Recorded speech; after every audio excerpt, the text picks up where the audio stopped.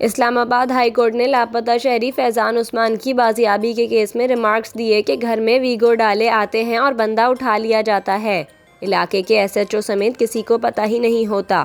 اسلام آباد high court کے justice Babar ستار نے لاپتہ شہری فیضان عثمان کی بازیابی کی درخواست پر سماعت کی، جس دوران آئی جی اسلام آباد علی ناصر رضوی عدالتی حکم پر پیش ہوئے۔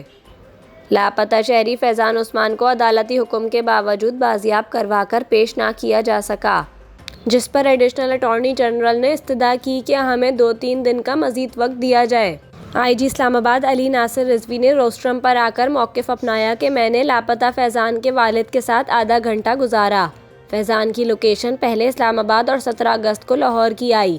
ہم نے فوٹیجز دیکھی ہیں، کچھ لوگوں کے چہروں پر ماسک ہیں، جبکہ دوسری فوٹیجز میں نظر آنے والے لوگوں کے چہرے واضح نہیں ہیں۔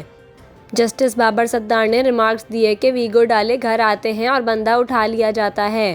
ایس ایچ او سمیت کسی کو کچھ پتہ ہی نہیں ہوتا۔ ایسا دکھائی دے رہا ہے کہ لوگوں کو اٹھانے کا سلسلہ بغیر کسی خوف کے جاری ہے۔